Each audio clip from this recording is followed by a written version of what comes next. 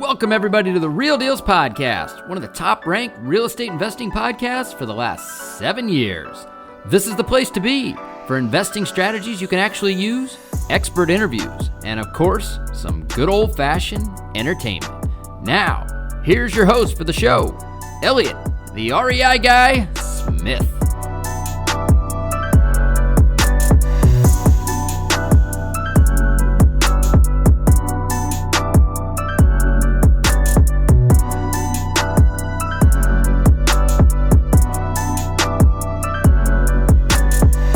What's going on, Real Dealz podcast listeners? This is going to be a solo show this week. I had some guests lined up, but I got COVID last week. Bummer about that it was my birthday weekend, and we were supposed to go to the mountains and have a family time. My family went. I stayed home, so kind of a shitty deal. But anyway, that's okay. I think there's a lot of things going on right now that I really want to talk about, and so I think it's a good week for a solo show. So couple things going on with me. We're almost ready to close on the new 31 unit with the lot that we can build 6. We tied up a lot that is right next to the property that we're building a 13 unit, and we got it just in time. So now we're gonna be able to build a 26 unit. And other than that, things are running smooth. We got a lot of projects coming up. We're hiring a project manager, and I've actually been relegated and downgraded a little bit, I guess, and not really in a bad way, but down more to the sales role. And Chrissy has been running our company, which is really a good fit. She deserves to be there. She's smart. She's organized, but she's doing all the project management. She's running the property management, the maintenance department, finances. She's just doing a ton of stuff right now. So I am just the sales guy.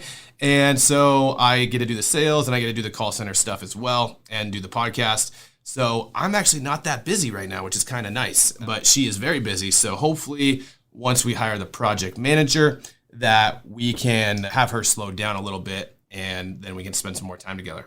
So anyway, real quick, here's a word from our sponsor, and then we'll get into it. All right, Real Dealz podcast listeners, I want to talk quickly about our show's sponsor, Ironbridge Lending. If you guys have not reached out to Ironbridge already to talk to them about funding some of your upcoming flip projects, I highly encourage you to do so. I've known the owner of Ironbridge for a very long time. I've personally borrowed millions of dollars from them over the years to do a number of different projects, and I can say without a doubt, they are the best hard money lending company I have ever come across, and that is the reason why they are the sole sponsor of this show. I've had a lot of other companies reach out to me and want to sponsor this show, but I just won't do it. I feel like I need to be genuine in who we have sponsoring the show, and it needs to be somebody that I've personally done a ton of business with. So I personally vouch for their ability to be the best, hands down, in the world of hard money lending. You won't find better programs, you won't find better terms, and they're lending or will be lending in over 20 states. So chances are, if you're hearing this in whatever state you're in, it's definitely worth it to check out their website, reach out to them, see if they're lending in your state, and if they are, I would absolutely encourage you to do business with them.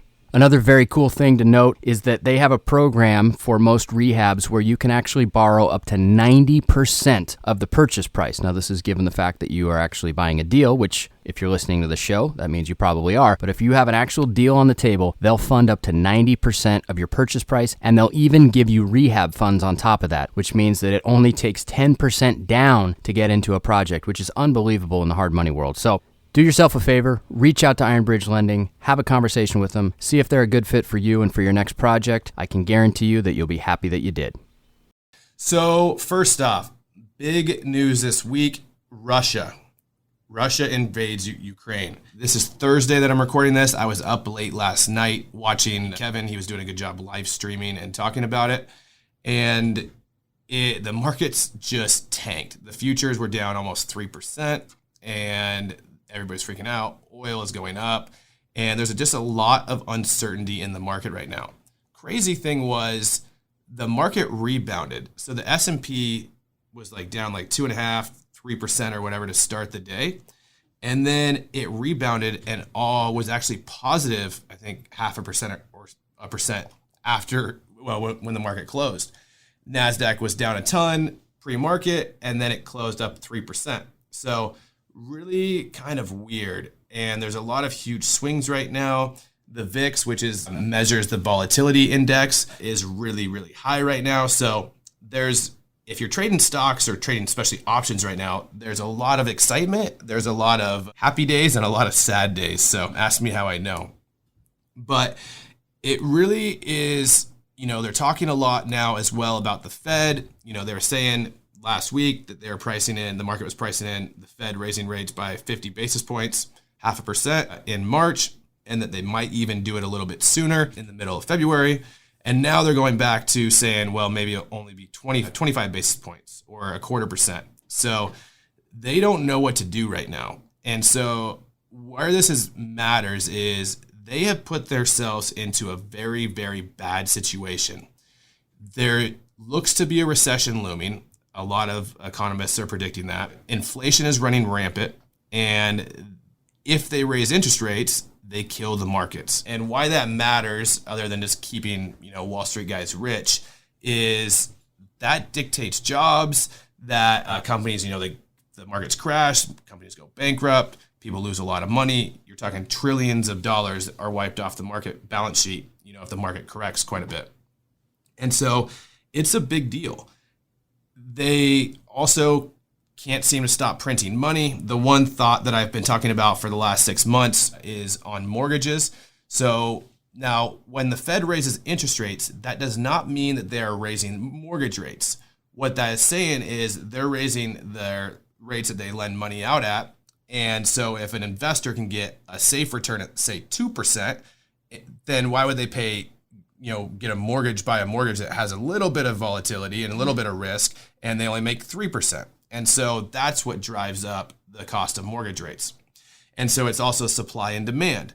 The Fed has been buying since April or May of 2020, they've been buying $50 billion a month of mortgage-backed securities.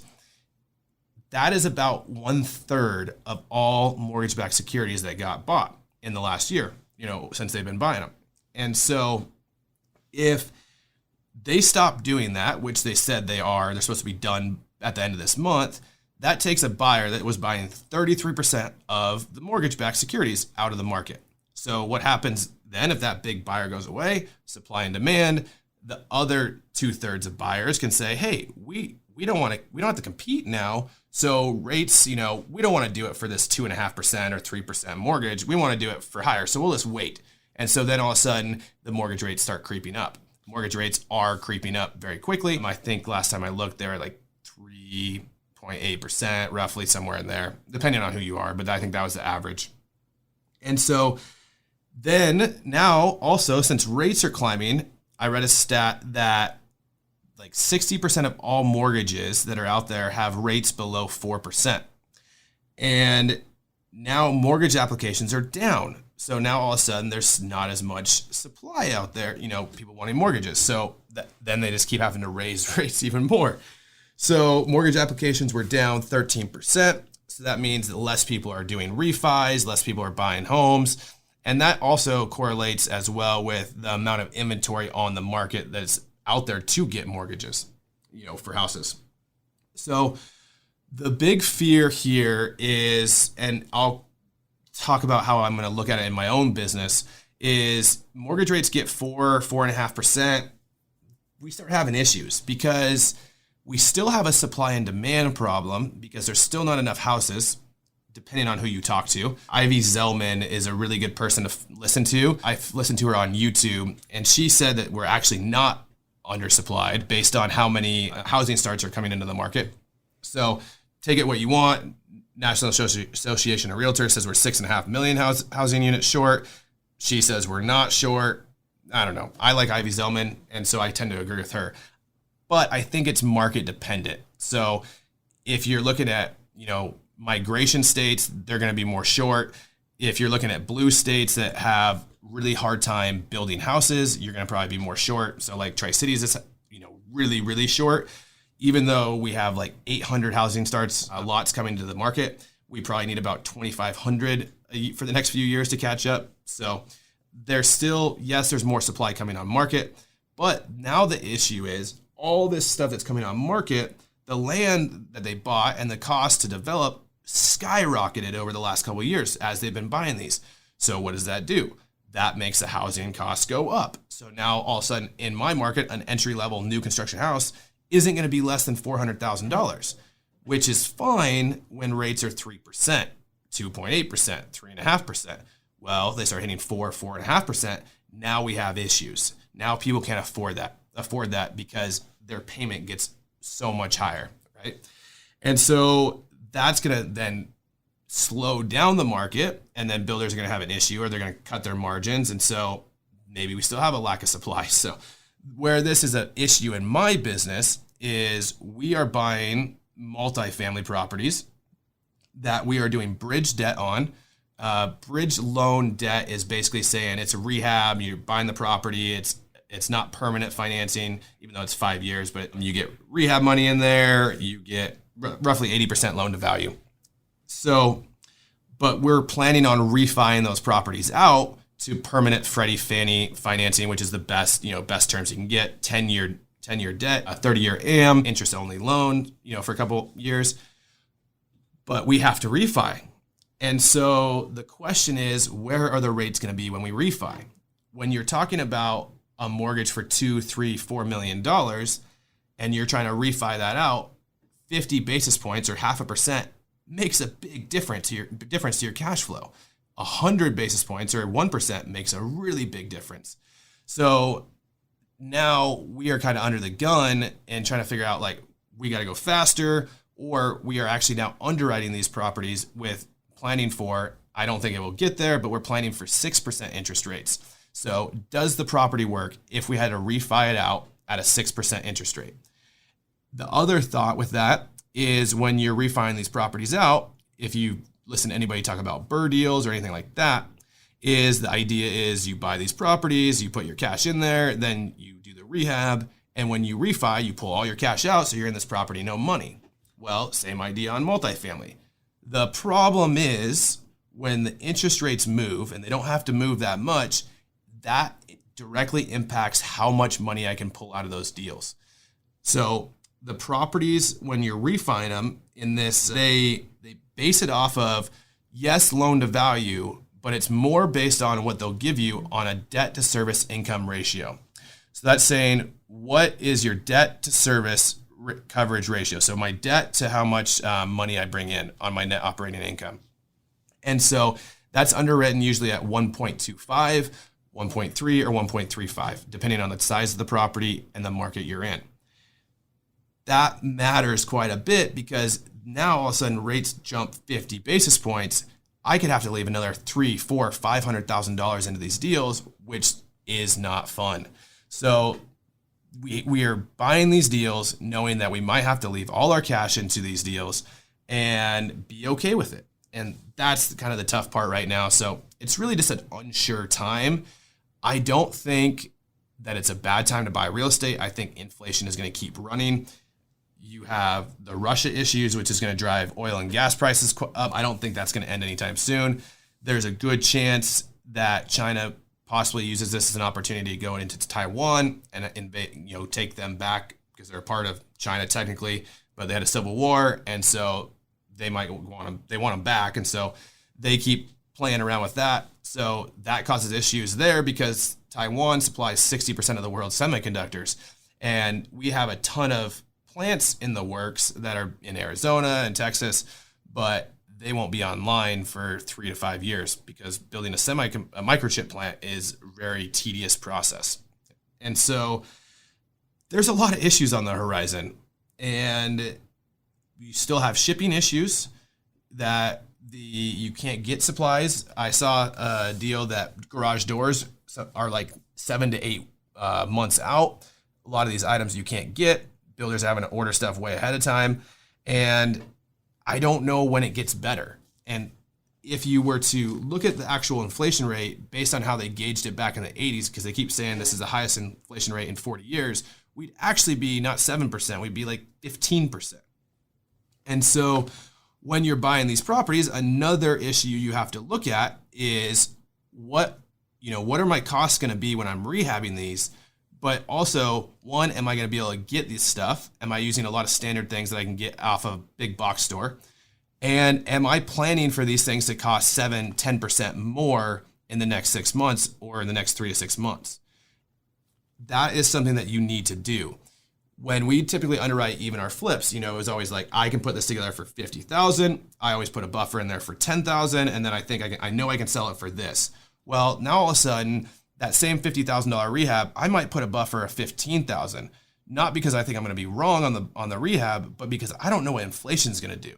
And then also I'm going to put a buffer in there as well, because I might have to hold the property longer because I can't get half the stuff. So all these things start to add up. And then I'm going to say, I know I can sell it for this today. Well, usually what happened is I would sell it for way more. Well, and so I always knew I could play with that number a little bit. Now the issue is I might actually have to lower that, what I can sell it for today, because if interest rates rise, market slows down, well, then all of a sudden I might not be able to sell it at that price. It might be a little flat, or there might be a ton of brand new construction homes in the market. And so people are going to rather buy those than a rehabbed house or an older house. So these are all things that you have to think about. And this is where you can really get hurt, or I think you can do really, really well. There's a lot of people that are trying to get into this market and trying to do this because everybody's seeing how much money people are making on flips, because over the last 12, 18 months, inflation has gone crazy. So house prices have gone crazy. So everybody looks like they're making just a ton of money. Everybody looks like a genius right now. Well, this is a time when you're going to find out who really is a genius in the next couple of years. Hopefully I'm one of them, but I've never seen a correction been investing when there's been a correction or been, a recession other than the COVID stuff. So I don't know. My business partner, Corey, he's been doing this for 25 years. He's seen a couple downturns. So he understands it a little bit better, and he's sitting on the sidelines a little bit. He's being very picky at what he wants to buy and what he wants to do. And so you have to say no probably quite a bit more right now and go find really good deals. And if you're listening to this show, as Tucker always said, you probably are finding good deals because you're doing good marketing, handwritten letters, direct to seller, cold calling, door knocking, good solid marketing, and you're not just being shotgun and just trying to buy every single house. If you're buying from wholesalers, this is a time where you should really hone in your direct to seller marketing. Even if you're not getting things right now, if the market turns, then that direct to seller marketing is going to do really, really well, and you'll have the pick of the litter when you're doing this. So that is where I think what is very important right now is build your skills, but say no if the deals aren't great. Corey and I have had a saying the whole time that we've been doing this is we never press. We don't want to push deals, and we've never lost money on a deal because of that. We had one that we broke even. We pressed a little bit on that one, but that's the closest we've ever been to losing money. And we've had a lot of deals that have gone sideways, and we've had to put 25, 30% more in rehab than we planned on when we bought the property, and we still made good money. So you need to say no right now, and you need to make sure that you're working really hard to underwrite, and you're being very generous with your rehab budget and your holding costs, and you need to be very conservative on what you can sell that property for. So why I still believe the market is good. Now, I think the market is going to be more local, but Invitation Homes, they got bought out by Blackstone, but they're still running Invitation Homes. They own roughly 11,000 houses, and they're buying a bunch in the Sun Belt. They just announced that they're going to buy $2 billion worth of homes this year alone. And so, but they're buying in specific markets. They're buying in the Sun Belts. So your Phoenix, your Texas, your Florida, things like that. Atlanta, Georgia. That shows me that they are still bullish on the market, and those guys are way smarter than us. They have teams of analysts, but they still are playing on house money. They raise the money. Who cares if I lose it? Obviously, they don't want to lose it, but what they're doing is they buy this assets, and they can sit on it forever. Blackstone is the largest hedge fund. They have the most money and assets under management of anybody in the freaking world. I think it's something in the trillions, right? So $2 billion is a drop in the bucket to them if something went sideways. So, and they're also planning on holding it for the long term. So yes, buying rentals is a good thing right now. I think, in my opinion, buying things for below replacement cost is even a better thing because I don't think costs are going to go back down. I think lumber is starting to spike again. So I think that is something that you really need to pay attention to.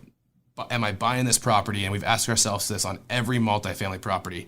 Are we buying it below replacement costs after we're done rehabbing it? If the answer is yes, we feel like it's a good deal in that sense because you just can't rebuild the property for that cost. And so you're going to have more margin at the end of the day. But these guys are buying a lot of properties, but you're also starting to see record sales. You've seen 30% rent appreciation. Some markets in Miami was 50% year over year rent appreciation. these things are not sustainable. And so you have to, again, plan for worst case scenario. Rents don't grow anymore. You have a harder time getting a renter in there because there's more rentals coming on the market. There's just a lot of things. Costs are going to be more if you have to fix things. Your mortgage is going to cost more. So you really have to dive in and make sure you're paying attention to the numbers, because the numbers that you did 3, 6, 9 months ago do not work today. I can't stress that enough, that you have to be very, very careful in this. Now, still be aggressive. We're being aggressive and go after it. But the thought process would be, I'm buying multifamily or I'm doing really short, quick, easy flips. That's what we're doing right now. Or I'm actually wholesaling quite a bit more because I just don't want to hold the bag. I just don't want to be holding the bag when the music stops. So other than that, the call center, we have turned the corner from a business perspective. That has been a challenging business, as we started off really, really well. And, just like any business, there's ups and downs. And it's stressful. That thing has been very stressful, but we're on an up cycle right now. We actually just inked up a contract with a guy that you would know from HGTV that's launching a franchise, and we are going to be using our services for him. That's pretty exciting. We've signed up quite a few new clients. Cold calling is working really well. I think it got really competitive last year and people are starting to drop off. Text messaging is starting to work well again. So we didn't have anybody drop off in January, any clients fall off in January. We didn't have anybody this month fall off. Month's not over, but we seem to be doing well. And our new call center is working great. We have guys in Egypt. We're selling leads managers now. Things are rolling very, very well right now. And so that's exciting. And entrepreneurship is not easy. Buying houses, there's peaks and valleys in all of these businesses. I talk about it all the time. I can be in the title company 5 times in 1 week, and then I won't be back there for 2 months. And there's no rhyme or reason why. Like right now we have 2 flips that are about to close, another 2 that are about to be listed. And it just makes zero sense because I haven't been in the title company for a while, other than buying this multifamily stuff. So just know that you have to just stick with it. There's a really good book that I recommend. It's called Entrepreneur Roller Coaster by Darren Hardy. I would suggest listening to that or reading that book, as I think it puts a lot of this in perspective. But if you're in a valley right now, just know that if you just keep doing the right things, keep sending out good quality marketing, you keep knock on 5 more doors, cold call 5 more people, you will get a deal and there will be better times. So hope you guys have a great weekend. Hopefully this conflict over in Europe and Russia and Ukraine ends quickly. Hopefully China doesn't do anything in Taiwan. That would help settle things down quite a bit. But I think we have 2 totally opposite paths. If these things get out of hand, there's going to be a lot of pain. And so I think being ready for that is a very, very wise thing right now. All right, guys, have a great week, and I'll talk to you next time.